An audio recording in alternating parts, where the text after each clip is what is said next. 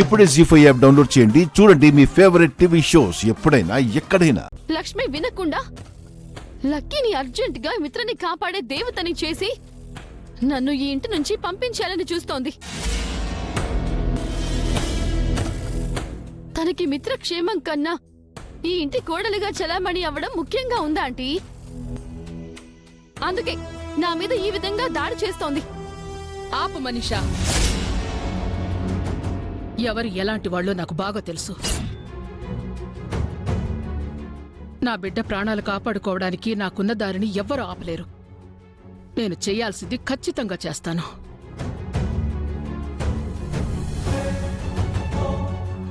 విన్నావు కదా లక్ష్మి? ఆంటీ మిత్రకి నన్ను దగ్గర చేస్తాను అని ఇండైరెక్ట్ గా చెప్తోంది. ఇంకా నువ్వేమీ చేయలేవు. నువ్వు ఆ భ్రమలోనే ఉండు.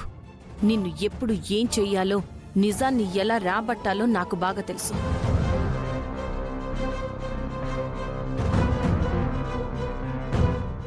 లక్కీ పుట్టిన హాస్పిటల్ని తగలబెట్టించాను. లక్కీ గురించి తెలిసిన భాస్కర్ని తరిమి కొట్టాను. నీకున్న అన్ని ఎవిడెన్సెస్ ని మూసేశాను. ఇక నీకు నిజమెలా తెలుస్తుందే పిచ్చి లక్ష్మి.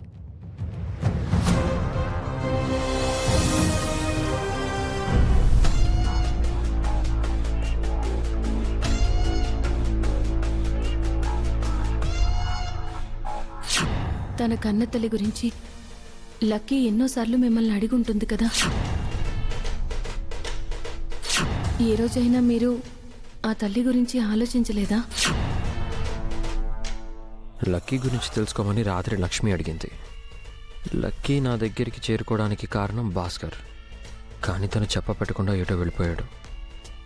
తన అడ్రస్ కనుక్కోమని ఒక అతనికి చెప్పాను. తను ఇంకా ఫోన్ చేయలేదేంటి?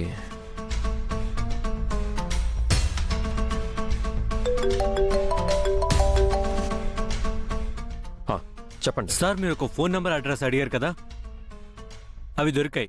నోట్ చేసుకుంటారా? 1 minute. చెప్పండి.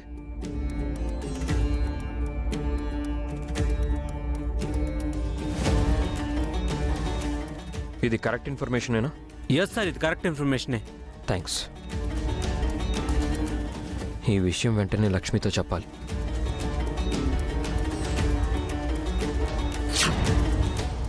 రా లక్ష్మి, నేనే నీ దగ్గరికి వద్దాం అనుకున్నాను. ఏమైందండి? నిన్న నువ్వు లక్కీ గురించి అడిగావు కదా. లక్కీ కన్నతల్లి ఎవరో తెలిసింది ఒక్క మన ఎస్టేట్ మేనేజర్ భాస్కర్కి మాత్రమే. ఆ విషయం నాకు తెలుసండి, కానీ భాస్కర్ అన్నయ్య ఫోన్ నెంబర్, అడ్రస్ లేవు. భాస్కర్ ప్రజెంట్ యూజ్ చేస్తున్న ఫోన్ నెంబర్ తన వైఫ్ పేరు మీద ఉన్న ఆధార్ అడ్రస్ దొరికింది. చూడు, ఇదిగో చూడు.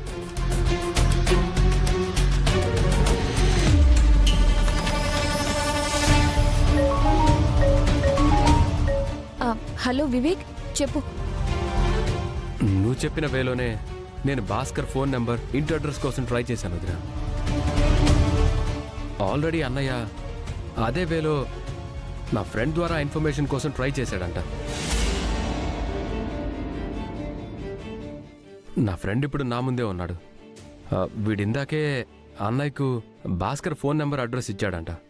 అవును వివేక్, ఇప్పుడే ఆయన విషయం చెప్పారు. ఉంటాను. సరే వదిన.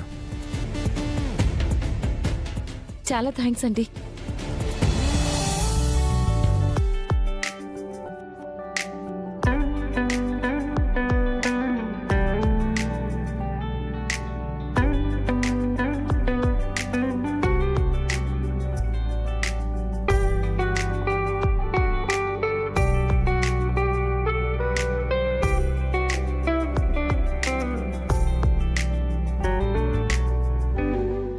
నేను ఒక్క మాట అడిగినందుకు నా కోసం ఇంత ఇన్ఫర్మేషన్ తెప్పించారు. థ్యాంక్ యూ సో మచ్ మిత్రగారు. లక్కీ ఎవరో తెలిస్తే నాకు ఆనందమే కదా లక్ష్మి. నువ్వు ఆరాట పడుతోంది కూడా నా కోసం, లక్కీ కోసమే కదా. పదండి, ఇప్పుడే వెళ్ళి భాస్కర్ అన్నయ్యని కలిసి లక్కీ మదర్ ఎవరో తెలుసుకుందాం. పద.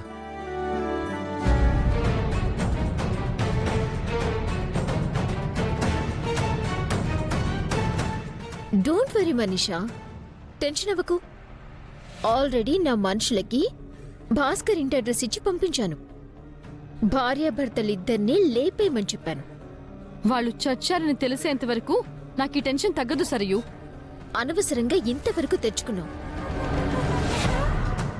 ముందే నాతో చెప్పుంటే ఈ పాటికి ఎప్పుడో వాళ్ళని ఫినిష్ చేసి నీకీ ప్రాబ్లం రాకుండా చేసేదాన్ని. లక్ష్మి ఇలా వెళ్తుందని నేను కూడా అనుకోలేదు సరియు. హాస్పిటల్ని తగలబెట్టింది నేనే అని గెస్ చేసి నా పీక పట్టుకుని చంపేయాలని ప్రయత్నించింది.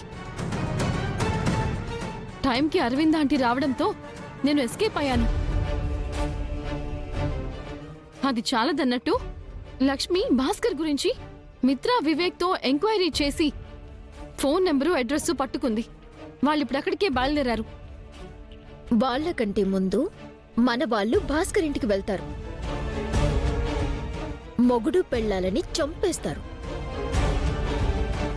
మిత్రా లక్ష్మిలకు వాళ్ళ సవాలు కూడా దొరకవు. Thank you Sarayu, thank you so much. నేను ఎప్పుడు ఏదడిగినా కాదనకుండా చేస్తావు. నీకు ఏం మిచ్చి రుణం తీర్చుకోగలను? నువ్వు నా ఫ్రెండ్వి మనీషా. మన మధ్య రుణాలేంటి? నాకు కావాల్సింది నందన్ గ్రూప్ మనిషి నా మనిషిగా ఉండదు.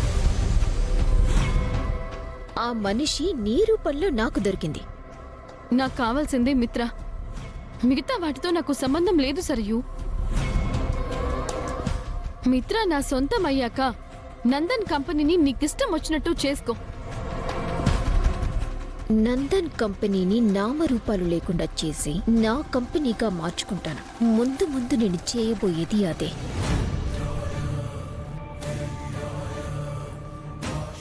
రే, ఎక్కడున్నారు? మీరు చెప్పినింటి దగ్గరున్నాం మేడం. ఆ ఇంటికి దగ్గరలో ఉండటం కాదు, ఆ ఇంట్లోకి వెళ్ళి ఆ ఇద్దరిని ఒకేసారి పైకి పంపించి ఫోన్ చేయండి. Okay madam.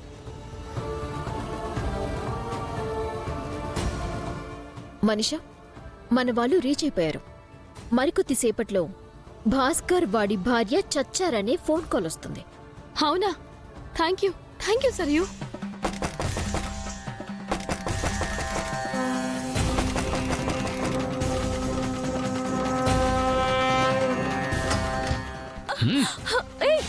ఎవరు మీరు? మా ఇంట్లోకి ఎందుకు వచ్చారు? నీ భర్త ఎక్కడా? ఆయన బయటికెళ్లారు. ఎప్పుడొస్తాడు? తెలీదు.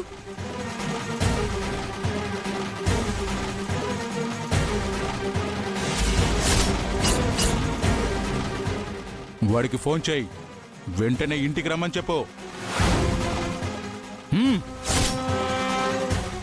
ఎక్కడున్నాడో ఫోన్ చేయి, లేదంటే చస్తావు.